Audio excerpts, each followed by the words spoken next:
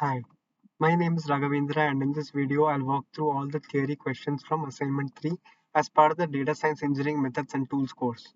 Let's begin with question 1.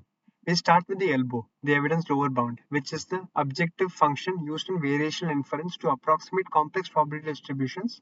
In the context of VAEs, it balances two terms, expected log likelihood, which encourages the model to reconstruct the data accurately, and the KL divergence, which ensures the learned latent distribution stays close to a sample prior, typically a standard Gaussian. This structure enables the VAE to learn compressed and meaningful representations of new data. Now, when we move to diffusion models, the form changes, but the goal remains similar. Instead of a single latent variable, diffusion models define a trajectory of noisy variables over time. The forward process adds Gaussian noise step by step, while the reverse process, which is learned, tries to denoise the sample back to its original form. The training objective in DDPMs can be viewed as a time unrolled variational bound. Each time step contributes a KL divergence term between the predicted and true transition distributions. And the final step often includes a reconstruction loss. So even though the structure is different, diffusion models share the same probabilistic foundation as variational autoencoders, using ELBO-like objectives to guide generative learning. Moving on to question 2. Beta variational autoencoder subjective and the role of beta. In a standard variational autoencoder, we optimize the ELBO with the equal weight given to the KL divergence term. The beta variational autoencoder modifies this by introducing a hyperparameter beta that multiplies the KL term.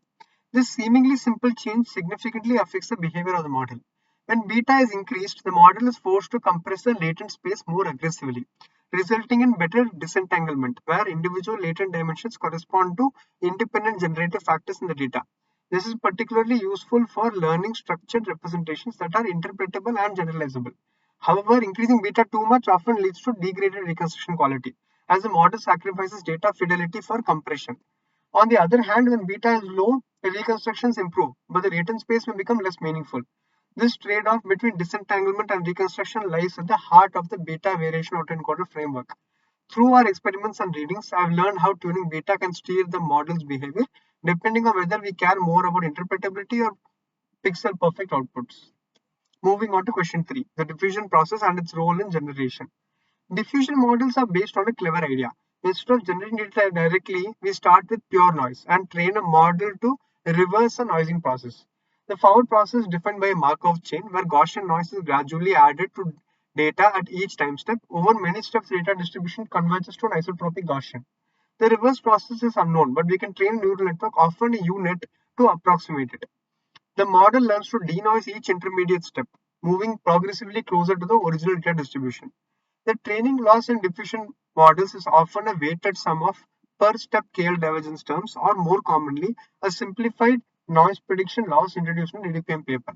The beauty of diffusion models lies in the stability and flexibility. They avoid common GAN issues like mode collapse and offer precise control over the generation process. Understanding the forward process helped me appreciate how noise interacts with structure in data and how we can leverage that to build powerful likelihood-based generative models. Moving on to question 4. Gaussian variational autoencoder loss and reparameterization. The Gaussian VAE is built on the assumption that the latent variables follow a multivariate normal distribution. During training, we want to increase the encoder's output to match this prior, while also ensuring the decoder can accurately reconstruct the input. This leads us to the VAE loss function, which consists of two components, the reconstruction loss and the KL divergence. The reconstruction loss, typically binary cross entropy or MSE, measures how closely the decoded output matches the original input. The KL divergence penalizes deviations of the latent distribution from the standard Gaussian. This regularization ensures that the latent space remains smooth and well behaved, allowing for meaningful interpolation and sampling. To make this trainable using gradient descent, we use a reparameterization trick. Instead of sampling z directly, we sample an epsilon from a standard normal distribution and compute z equal to mu plus sigma epsilon. This allows us to treat sampling as a differentiable operation. Overall, the VAE loss combines probabilistic modeling with deep learning in a powerful and elegant way. And this question helped reinforce the practical role of the theoretical tools. Moving on to question 5. Reference papers and what I learned.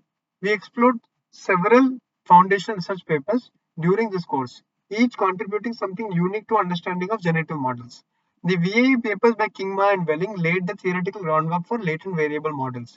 They introduced ELBO, variational inference, and the repermutation trick, all of which became the backbone of VAE-based architectures. The DDPM paper by Jonathan Ho introduced denoising diffusion publishing models. It formalized how noise can be added to data over time and learned to be reversed through a denoising network. I learned that diffusion models are not just creative, they're mathematically grounded in probabilistic inference and capable of generating high fidelity images. Calvin Lewis' paper helped unify these ideas, showing how VAEs, score-based models, and diffusion models can all be viewed as optimizing a form of the ELBO that helped me connect different families of data models through a common lens. We also covered GANs. Starting Goodfellow's original work on adversarial training, DC GAN introduced deep convolution layers to stabilize GAN training, while conditional GANs added control through label conditioning. All these papers combined gave me both theoretical clarity and practical insight, showing not just how these models work, but why they matter. And finally, in question 6, we see why this is important in 2025. In 2025, learning models like VAEs, GANs, diffusion models, and transformers is no longer optional. It's essential. These architectures are embedded in state-of-the-art systems like ChatGPT, Midjourney, DALI, Sora, and many more. They are being used to generate art, automate design, detect anomalies in medical imaging, simulate molecule for drug discovery, and even generate realistic synthetic data for privacy-preserving analytics. Through this course, I gained both conceptual understanding and hands-on experience. I now know how to implement these models, tune the hyperparameters, and evaluate their performance. I also learned how to read and analyze research papers, which is an invaluable skill as the field continues to evolve rapidly. Whether I'm working on a project, applying for any role, or exploring research, I feel more equipped to contribute meaningfully. These generative models are shaping the future of AI, and I'm excited to keep building on what I've learned, applying these tools in both creative and impactful ways. Thank you.